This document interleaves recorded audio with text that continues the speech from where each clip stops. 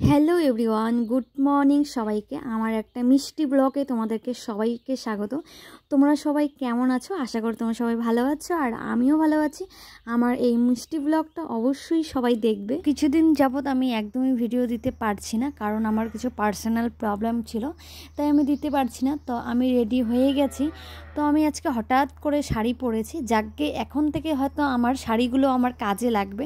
তো এতদিন শাড়িগুলো আমার বেকার এই ধরো গোদরেজে সুকেসে আর কি পরে থাকে, তো আমি সেগুলো পরার সময়ই পাই না। আর সময় বের করে যে পরে আমি ভিডিও বানাবো সেটাও আমার সময় হয়ে ওঠে না, কারণ আমি যেহেতু আমার শ্বশুর শাশুড়ির সাথে থাকি, তো আমার যেহেতু একটা ছোট্ট বাচ্চা আছে, আর আমাদের যেহেতু বাড়িটা অনেকটা বড় বাড়ি, তো সেই কারণে একটা বাড়িকে মেনটেন করতে শ্বশুর শাশুড়ির সাথে থাকলে অনেক রকমের যেহেতু সময় হয় না, কারণ ওদেরকেও দেখতে হবে, আমারও বাচ্চাটাকে দেখতে হবে। তো এই দিক করে তারপর যতটুকু সময় পাই হয়তো সোশ্যাল মিডিয়ায় একটু কাজ করার চেষ্টা করি, তো সেইভাবে আর হয় না আর কি। তো কিছুদিন থেকে আমিও ভাবছিলাম, যেহেতু আমি সোশ্যাল মিডিয়াতে ঠিকঠাক মতো টাইম দিতে পারছি না, তো অনেক কন্টেন্ট মাথায় ঘোরে, তো সেগুলো ভিডিও যদি আমি করতে যাই, দেখি আজকাল স্কিপ করলেই হয়তো আমি যেই ভিডিওটা করতে যাচ্ছি সেই ভিডিওটার মতো সেম ভিডিও চোখের সামনে চলে আসে। তো তারপরে ভাবি যে এরকম ভিডিও করলে একই একই ভিডিও হয়ে গেলে হয়তো অনেকেই আবার বলে যে এই ভিডিওগুলো হয়তো কপি করা, বা তার জন্য অতটা সোশ্যাল মিডিয়ার মধ্যেই সেরকম কন্টেন্ট ক্রিয়েট করি না, যতটুকু নর্মালি ব্লগ করি। কারণ আমার ব্লগ করলে কি আমার ব্লগ থেকে আর্নিং হয়, আগে যতটুকুই আর্নিং হয় ঠিকঠাকই আছে, কিন্তু আমার রিলস থেকে একদমই আর্নিং ভালো না আর কি। এই তো আমি বাড়ি থেকে বের হয়ে পড়ছি, আমরা একদম রাস্তায় উঠে পড়ছি। তো নিয়ে যাচ্ছে আমার দেওর, তো যাকে আমি ভাইই মনে করি আমার। তারপর ওখান থেকে স্কুল থেকে এসে সোজা চলে গেছি বিয়ে বাড়িতে। তারপর ওখান থেকে এসে আমরা, যেহেতু দাদার বিয়ে ছিল, তো আমার শ্বশুরবাড়ির পাশাপাশি যেহেতু আমার বৌদির ভাইয়ের বাড়ি ছিল, তো সেহেতু কী করি আমরা রেডি হয়ে দেওর আবার রাত্রেবেলা ঠিক ওই দেওর এখন তো আমার আমাকে সব জায়গায় নিয়ে যায় আমার দেওর, যেহেতু নিবিকশার পাপার আর কি, আমার হাজব্যান্ডের যেহেতু বাইক যেহেতু বাড়িতেই আছে, তো সেহেতু সেই বাইকটা না চালালে হয়তো অনেক দিন পড়ে থাকলে নষ্টও হয়ে যেতে পারে। তো ভাইকে দিয়েছি, যেহেতু ভাই আছে, ছোট একটা ভাই আছে, তো দেওরকে দিয়েছি। তো দেওর এখন সব জায়গায় আমাদের সাথে যায় আর কি। তো আজকে একটা কথা শেয়ার করব।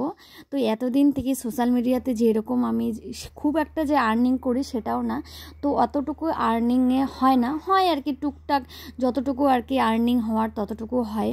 তো একটা হাত খরচা হয়ে যায় আর কি, যেহেতু অনেক দিন পর পেমেন্টটা পাই, তো সেরকমভাবে আমি স্যাটিসফাই ছিলাম না এতদিন। তো মনে মনে ভাবছিলাম কোনো একটা কাজের দরকার, তো ভগবানের কৃপায় আর নিজের যোগ্যতায় একটা কাজ পেয়েও গেছি। তো কাজে জয়েন করার আজকে আমার প্রায় 1 উইক হয়ে গেছে। তো আমি এখনও কেউকে কোনো কিছু ব্লগ ভিডিওতে কোনো কিছু বলিনি। তো ফার্স্ট ভাবলাম, যেহেতু আর কয়েকদিন থেকে এডিটিং করার একদমই সময় পাচ্ছি না, ভিডিও ছাড়ার সময় পাচ্ছি না, কারণ আমার টাইমটা এমন টাইম, তো সেই টাইমের মধ্যে সকালবেলা উঠেই যা ব্যস্ত হয়ে যায়। তো তারপরে তো কোনো রকমে ফেসবুকে 1-2 পোস্ট ছেড়ে, আগের থেকে রেডি করা, রাত্রেবেলা রেডি করা কয়েকটা পোস্ট ছেড়ে, তো এখন আমার সোশ্যাল মিডিয়াতে কাজ না করলেও চলবে। তো এতদিন এটাই আর কি ভাবছিলাম, যে নিজের একটা এত দূর এত কিছু করার পর, একটা নিজের এতগুলো যোগ্যতা রাখার পর যদি নিজে একটা ফিউচারে কিছু না হতে পারি, তো সেই জায়গাটায় নিজেকে অনেকটা খারাপ লাগবে। তো ভাবিনি কখনো, আর এটা আমার কাছে খুব আনএক্সপেক্টেড জিনিস আর কি, বলতে গেলে হয়ে গেছে আর কি। আমি ভাবিনি, আমি ভাবছি যে মামামটা একটু বড় হোক, মেয়ে একটু বড় হোক, তারপর চিন্তা ভাবনা করব আমি কোন লাইনে যাব।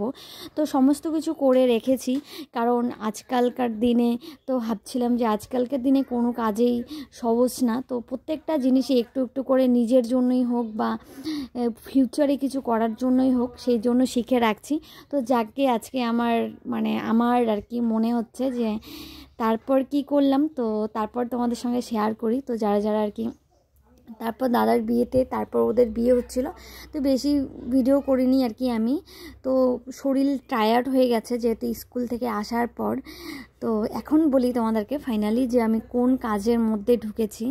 তো কাজটা হলো আমার মামামের স্কুলেই আমি এখন অ্যাজ এ টিচার হিসাবে জয়েন করেছি। কারণ মামামের টিচার যখনই শুনেছে যে আমার কোয়ালিফিকেশান কত দূর বা আমি ডিএলএড করা আছি, আমার অনেক কিছু আমার সার্টিফিকেট আছে যেগুলো আমার করা আছে, তো সেইগুলো আমি যখন প্রিন্সিপাল ম্যাম শুনেছিল আর কি এক ম্যামের মিসের কাছ থেকে যে আমার এরকম এডুকেশন কোয়ালিটি আছে, তো ওখানে যেহেতু ভ্যাকেন্সি ছিল, তো ম্যাম বললো, প্রিন্সিপাল ম্যাম আমাকে বলল যে আপনি আপনার যা সমস্ত কিছু ডকুমেন্টস আছে আপনি জমা করেন, যদি আপনি কোয়ালিফাই করেন তাহলে আপনাকে এস এ টিচার হিসেবে আমরা নিতে চাই। তো তারপর আমি আমার সমস্ত কিছু ডকুমেন্টস সিভি আমি জমা করলাম সেখানে। তারপর আমার একটা ইন্টারভিউ হলো, তো তারপর ইন্টারভিউয়ে আমি পাশ করে গেছি। তো ইন্টারভিউ দেওয়ার পর একটা রিটেন এক্সাম হয়েছিল, তো এক্সামও দিলাম। এক্সাম দেওয়ার পর তারপর কিছুক্ষণ পর ম্যাম আমাকে প্রিন্সিপাল ম্যাম ডেকে বলল যে আপনি আগামীকাল থেকে আমাদের স্কুলে জয়েন করেন, আপনি যদি চান তাহলে আপনি জয়েন করতে পারেন। জাস্ট ওই মুহূর্তটা মানে আমার কাছে যে কতটা খুশির ছিল সেটা মানে ভাবার মানে আমি বলে বোঝাতে পারবো না। কারণ একটা ইংলিশ মিডিয়াম স্কুলগুলোতে এখন অ্যাজ এ টিচার হিসাবে জয়েন করা অনেকটাই চাপ হয়ে গেছে যে কোনো আর কি ক্ষেত্রে। তো ম্যাম অনেক কিছু আমাকে জিজ্ঞেস করলো, বললো, তারপর থেকে আমি জয়েন করলাম।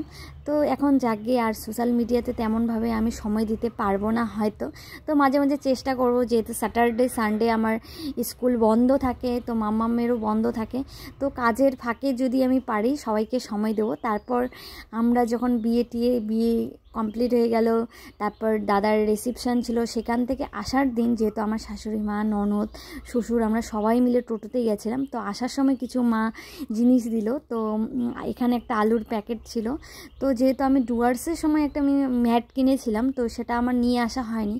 আর মামামের পাপা যেহেতু কিছুদিন যাবৎ ঠিকঠাক মতো মানে আসা যাওয়া করছি ঠিকই, এত কিছু নিয়ে যাওয়া আসা করতে পারছিল না, তো সেটাও নিয়েছি আর কি।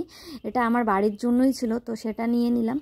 তারপর আমরা যখন আসছিলাম তখন একদমই আমাদের আলিপুরদুয়ারে একদমই ফাঁকা ছিল, তখন রাত বাজে 12টা। তো আর একটা বিয়েবাড়ি ছিল, তো সেখানে আর ঢুকিনি। তো দুটো ইনভাইট ছিল, তো আসার কথা ছিল। তারপর আমি যা কিছু আমার মানে ছিল আর কি, যা এত কিছু পড়া ছিল জুয়েলারি সব খুলে টুলে, আর ননদও আমার ড্রেস চেঞ্জ করে ফেলছিল আমাদের বাড়িতেই। তারপর আমরা বাড়ি চলে আসি আর কি, বাড়ির দিকে রওনা হই। আর এখানে দেখো আমাদের আলিপুরদুয়ারের যেটা মেন চৌপতি, এটা হলো সবথেকে সৌন্দর্য। আর তারপর আমরা আস্তে আস্তে বাড়ি চলে আসি। তো চলো তাহলে টাটা, দেখা হচ্ছে নেক্সট কোনো ব্লগে অন্য কোনো ভিডিওর সাথে। Bye bye.